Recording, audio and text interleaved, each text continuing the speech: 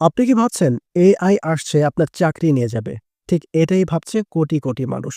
কিন্তু খুব কম মানুষ খেয়াল করেছে এআই কিন্তু শুধু চাকরি নিচ্ছে না, বরং নতুন হাজারো ধরনের চাকরি তৈরি করছে। এই তো ধরেন একসময় ছিল না কম্পিউটার। তখন সবাই বলত কম্পিউটার এলে চাকরি থাকবে না। অথচ এখন কম্পিউটার ছাড়া একটা অফিসও কি চলে? না। বরং data entry, graphics design, software engineer এই সব কম্পিউটারকে ঘিরেই তো আজ এআই সেই একই ইতিহাসের পরবর্তী ধাপ। ভাবুন তো, এআই তো নিজের হাতে কিছু বানাতে পারে না। লিখে দিতে পারেন আপনি। AI prompt writer, AI trainer, AI content analyst, AI workflow designer এই নামগুলো ১ বছর আগেও কেউ জানত না। কিন্তু আজকে এগুলোর জন্য কোম্পানিগুলো লাখ টাকা দিতেও রাজি। সাইকোলজিক্যালি আমরা যা করি না সেটাকে ভয় পাই। কিন্তু আপনি যদি জানেন কোন জায়গায় এআই দুর্বল আর কোথায় আপনি শক্তিশালী, তাহলে এআই আপনার প্রতিদ্বন্দ্বী না, বরং আপনার সহকারী হয়ে যাবে।